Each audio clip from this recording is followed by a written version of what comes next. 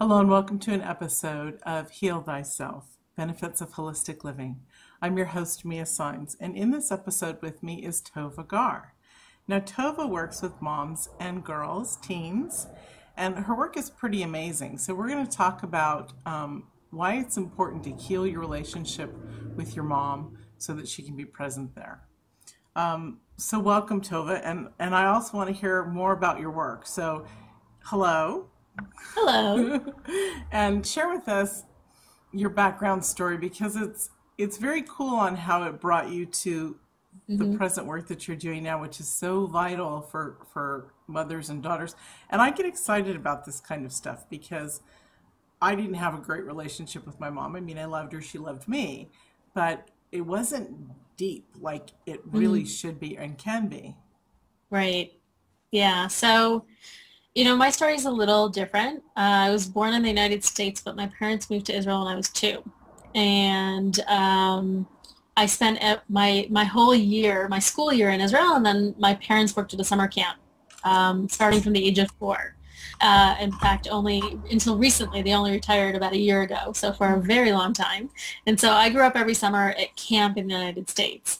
And the cultures are very, very different. And that also meant that as a family, we were traveling together and we experienced a lot of things that I know definitely at the time, right, growing up in the 70s and the 80s, that was not, people didn't jump on planes the way they do today. Um, and I'm still, hasn't changed. I'm still a very sensitive person, and I was a very sensitive girl. And always, much wiser than my biological age, and took the world on myself. And it was, I always say I love my mother, and we have a great relationship. But she was different when I was growing up than she is today, and she couldn't really see that. And so what happened is the childhood that I had was on the outside, I looked great. Things Mhm. were perfect. Not everywhere. I was not a big fan of school because it didn't seem particularly important to me, but I was involved in a lot of other really meaningful, important things. And so I was doing great things. I was involved in my youth group. I was fairly popular with my friends. Um, I was doing great stuff. And so on the outside, things looked great. But on the inside, I was feeling very hurt and very wounded, and I didn't know how to deal with the world outside of me. Mhm. And what that caused is layers and layers and layers of protection that I put around myself from the outside. And essentially, as I was growing up and became a young adult, I really, there were these two Tovas. There was the Tova inside, who was the real me, and there was the one I was willing to share with the world, or with 98% of the world, that was really nothing like who I really was. And there were only like a really small select people who I was actually willing to show my true self because I was so afraid of being hurt. And I was always committed to working with teens. From the time I was a teen, I was a counselor when I was 15, and Mhm. pretty much every choice that I've made since then has involved teens and young adults. First of all, I love them. I think they're incredible and amazing. And as I went through my own process and my own, professional oh my God, my own personal growth work, and kind of discovered and unveiled these layers, my work with teens became so much more meaningful and so much more deep because I was able to see what I had done to myself essentially, and how I wasn't able to allow the world into my experience, and how, had my mother, who again, I have an amazing supportive parents who are both Mhm. educators.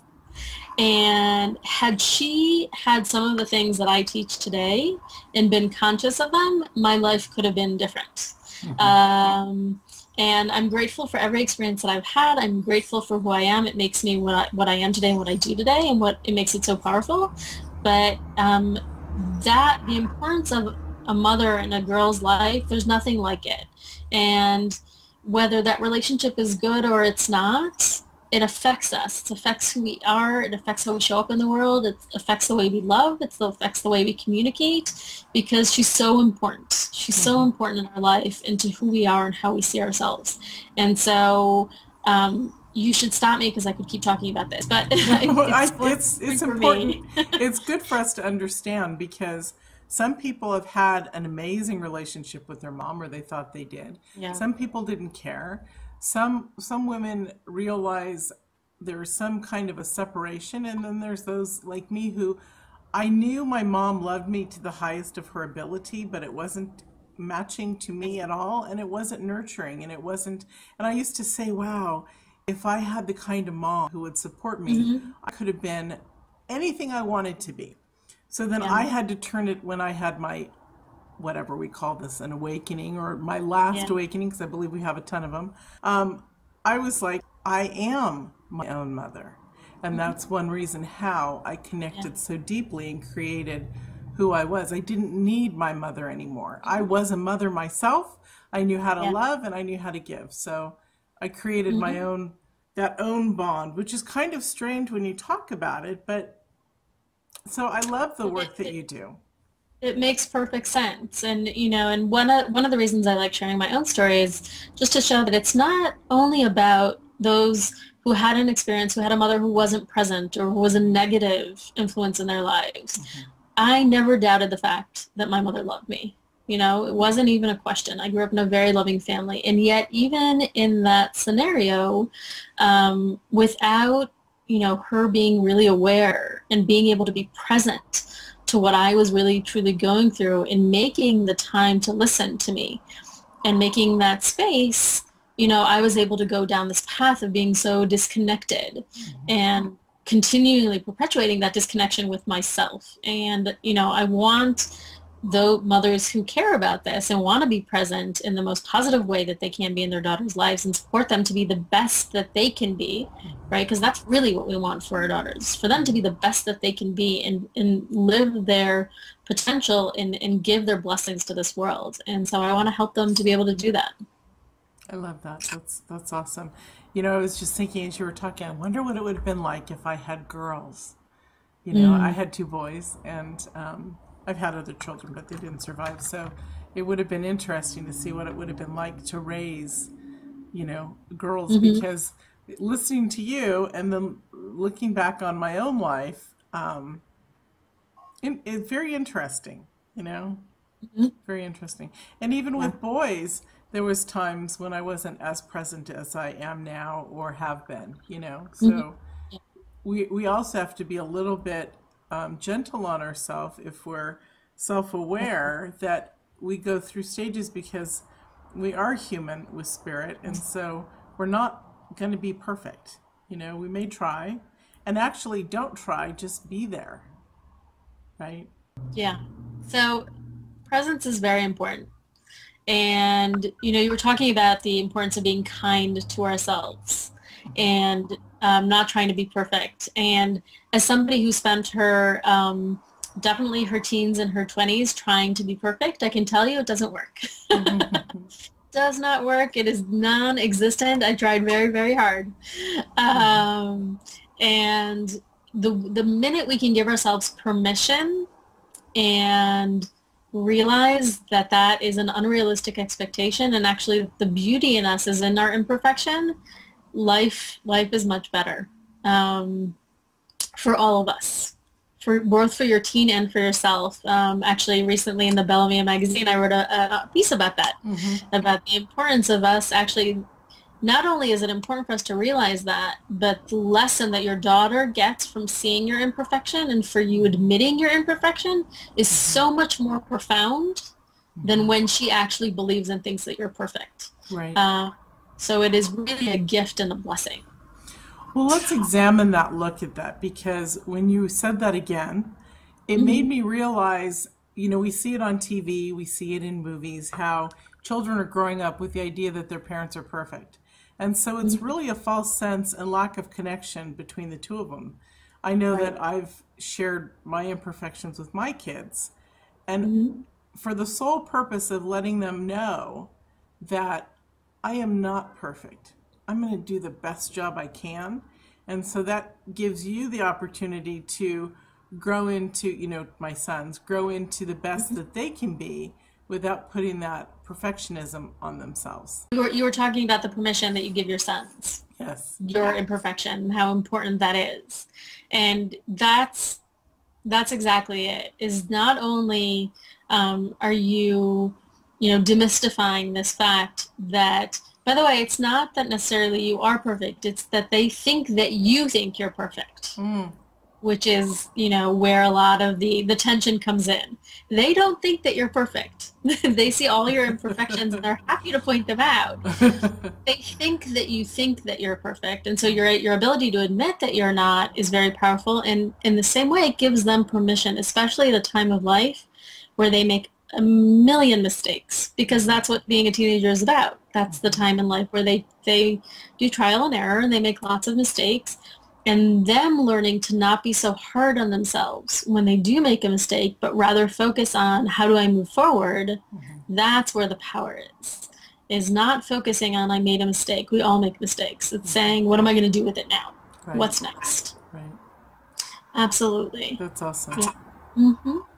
So can you share with us some tools that would make it easier for people to connect that way, to you think it just by you talking that it would be simple, but we all need tools, dang it. Absolutely we do.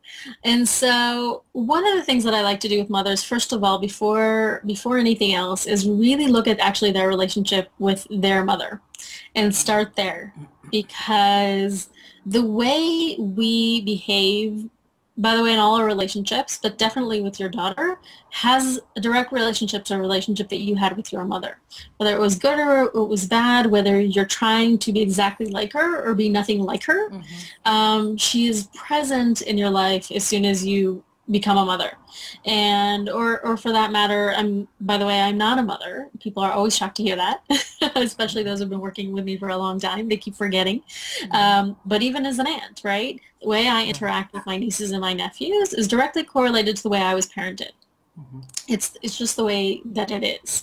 And the first thing that I like people to do is help them examine. If you'd like, we can do a little meditation and kind of help people go through that process, but really connect to that. So let's just do it.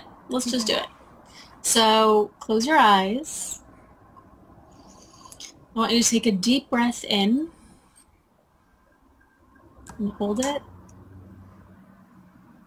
Let it out. And take another deep breath in.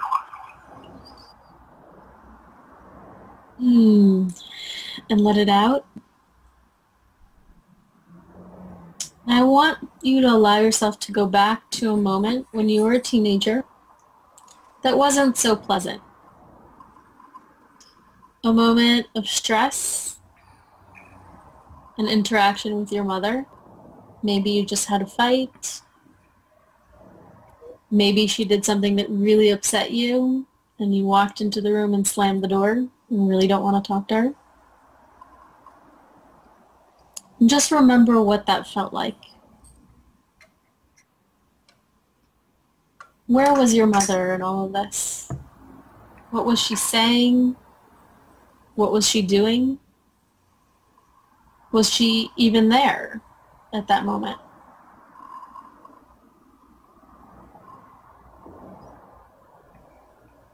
And I want you to just deeply connect to that younger self of yours.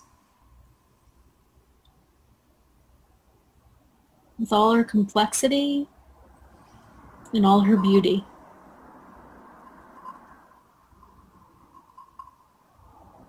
And I want you to think about your mother. And take another deep breath. And I want you to forgive her for whatever it was that she was sending her lots of love. Remember that at that moment in time, she was doing the best that she could. And even if right then and there it didn't feel like it, she really was.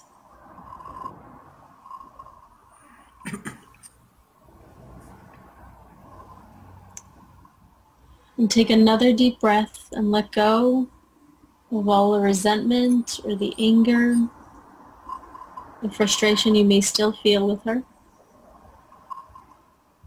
Just give her a virtual hug.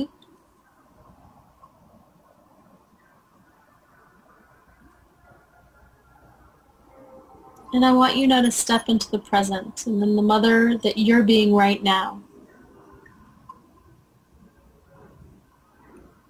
And what are the good things that you're taking from your mother? And what are the things that you're leaving behind? And I want you to remember that you too are doing your very best right now and in every moment. And that is what is most important.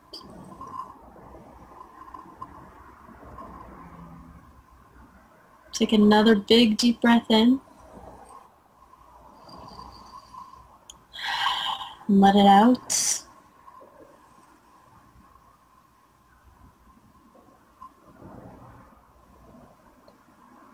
And when you're ready, just open your eyes. That was really nice. The crazy, crazy, crazy thing is, because of course I had no idea where you were going to take us. Yeah. So the crazy thing is I thought I would take this opportunity to heal one of the most painful situations when I was a teenager.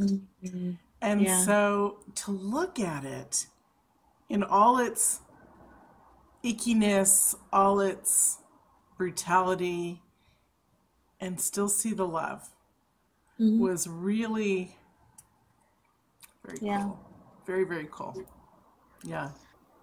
I mean, I had therapy over this this situation I was going at, and so yeah, and actually to give her love and to see that and just say to her, I know you love me and I know you're doing the best you can, and just feel compassion in that moment for her.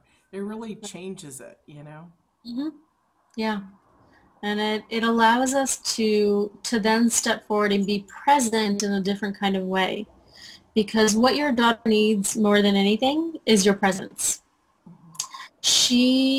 Our girls care more than anything about getting our approval and getting our attention. And even though, especially when they're teenagers, it really seems like they want nothing more than to be in another room or in another space and not spend time with us, it's actually really important to them. But because they're going through two things at the same time, they're asserting their independence, they're figuring out who they are in this world and trying to create those boundaries around being their self and not being so connected to you, but yet at the same time need you more than ever, they don't really know how to do that. And that's where we get the tension and the fighting and the misunderstanding. And so being able to kind of let go of our own story and our own pain and our own hurt and say, now is my time to be fully present for my daughter in her story.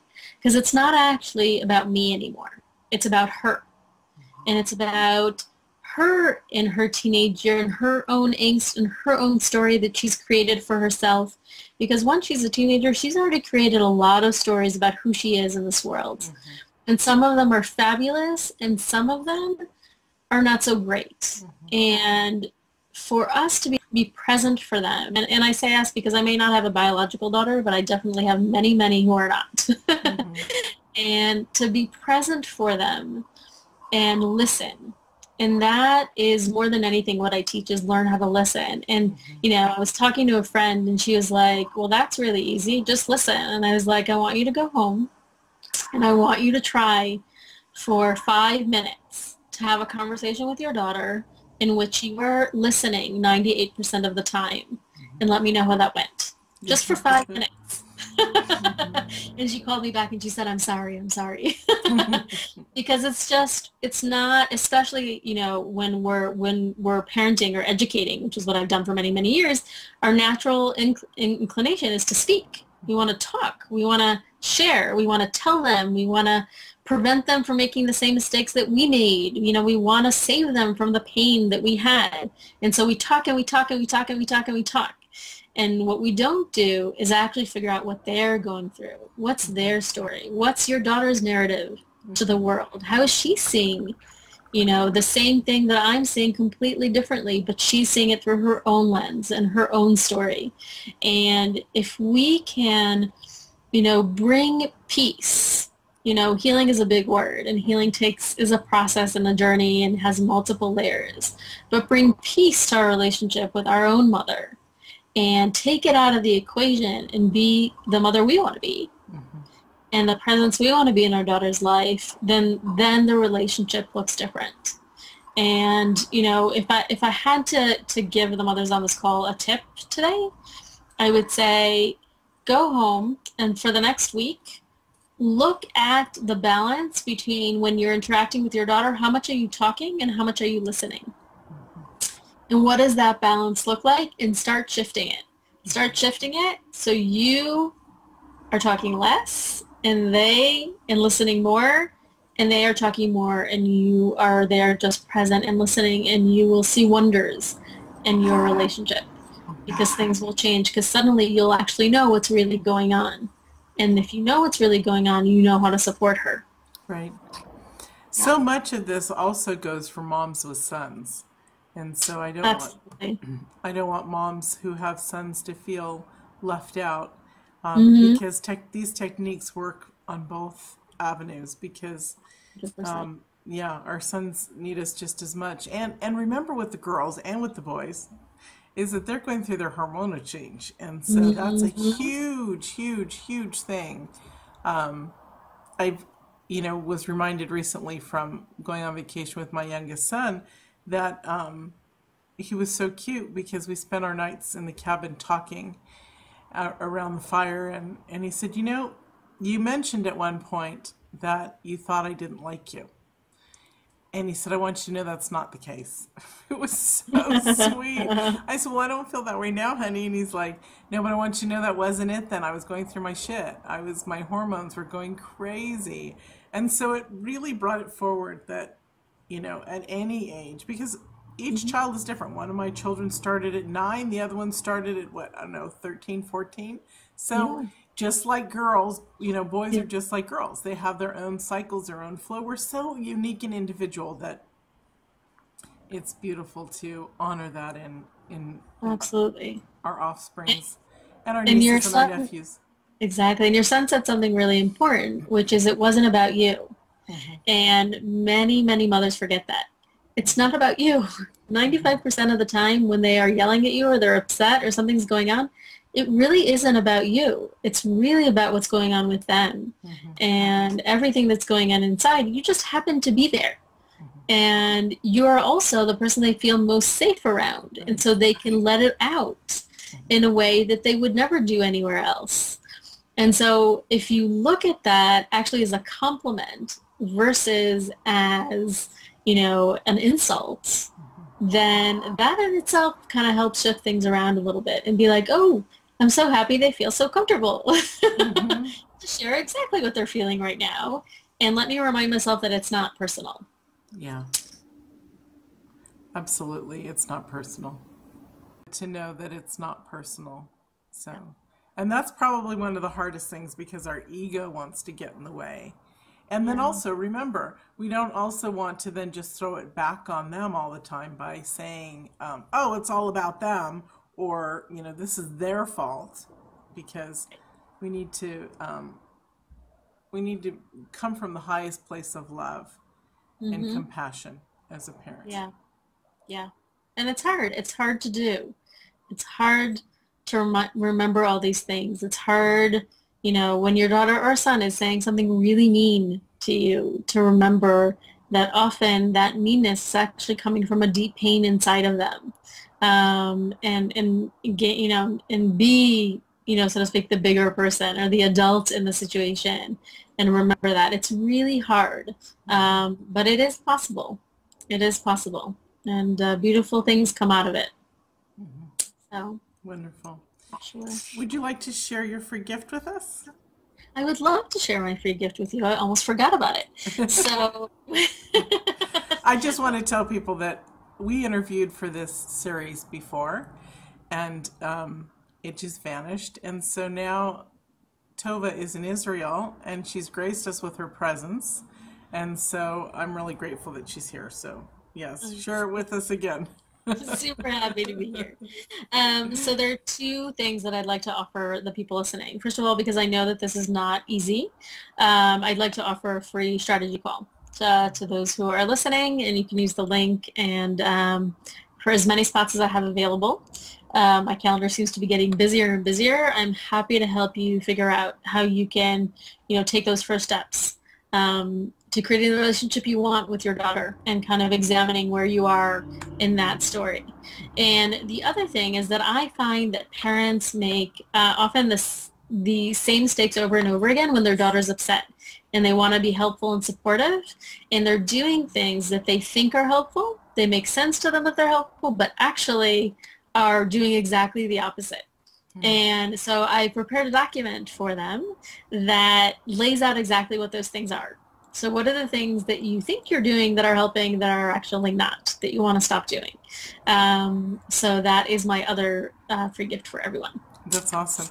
Can you share with us a few of those things so that we can entice people more? I would love to share with them. So let me find some of my favorites. Actually, I have them in front of me.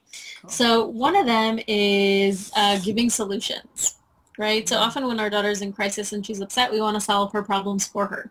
And we want to, either because we've been in the same place, and so we think we know what that feels like, and we want to, help her, or we simply want to problem solve. We see that, by the way, more with fathers than with mothers because they want to fix the problem. But what this does is a couple of different things. First of all, one of the things that it does is that you don't actually know at this point what the real problem is because you haven't actually given her a chance to calm down and hear what the problem is. So the story, the outside story, may be very similar to something that you went through. How she's interpreting that story may be very, very different, and therefore the solution is different. That's number one. Number two is one of the most important things that we're trying to do with our teens while we're raising them at this point in life is trying to teach them how to solve problems on their own and how to deal with whatever life brings their way, and go and develop that skill of saying, I'm in a crisis right now, and I have the power to shift. And I have the power to shift where I am and come up with at least 5 different solutions to what I'm going to do next. And you want her to learn those skills. So you want to learn how to be supportive of her and, help her think through. And if she chooses to get your advice, if you say, would you like my help and suggestion after you let her think through it on her own, you could definitely do that. But coming up right away and saying, here's what you need to do may A, not answer the problem, and B, is giving her a message that she's not smart enough to do this on her own. She doesn't have what it takes. And the third thing, which is really important, is that it encourages dependency. And I see this, unfortunately, a lot today, is where parents, when their kid does something wrong, let's say in school, right, and doesn't get a good grade or causes problems and the school wants to suspend them or do something that might show up on their record, they swoop in, they make the phone calls, they make it disappear, so, nothing will happen and their chances of getting into the college of their dreams will not be affected. This actually is really, really harmful on so many levels, both to your kids' self-esteem, B, to their sense of responsibility and ownership of their life and their actions, as well as them developing the sense of, I never have to do anything because my mother's here for me and she'll take care of it. My parents will take care of it. I don't have to take care of it. And then you see kids who go away for college and completely fall apart because they have no skills of dealing with life on their own and dealing with problems on their own. And if there's something we know as adults, is that problems will always be part of life, right? We can call them problems, we can call them challenges, we can call them whatever we want. But we're always faced in a situation where we need to make decisions. And so that's just one example from that list of something that we automatically do, which would be best if we held off and did not do when our daughter is upset and is in crisis. That's awesome. Also, I see this so clearly for the boys too, Yeah, and of course I would because I'm a mom of boys. So absolutely. No, yeah. this document 100% is relevant for boys and girls in the same Hmm. way. There are definitely things that are different between boys and girls. They are not the same, Hmm. but there are many, many things when it comes to communication, which is the majority of what I teach, which are exactly the same. The way Awesome. you communicate effectively, the way, you open up doors for conversation, um, that's the same. Boys and girls are the same in that way. So you Awesome. may not, so they may not, react the same way when they're upset. They may not look the same. But the way to open the door is the same, for sure. So I'm Wonderful. excited to share that. Yeah. Awesome. Thank you, honey. And we're just about out of time. And we apologize if this is not a smooth clip. We will be needing to edit it quite a bit as we keep stopping and coming back on. So I'm Yeah, just saying that now so that you all bear with us. We loved being here with you. And yeah, thank you. absolutely. And thank you, Thank Tova. This you. was so great for you to join us from Israel. Yeah, it's been fun. I heard an Thank you. ambulance go by and it had a different sound It or a does. siren, and I was like, "Oh, cool." I was like, We "She's do in indeed another have different she's in another country." sounds. Yeah. Yep, I Thank you. am. Thank you, honey. It Thank was you. awesome to have you here. Thank you so much. And thank you for everything that you do. I'm honored to be a part of this. Thank you, and I'm honored with what you do too. It's amazing. And thank you all. We'll see you in another episode. Bye.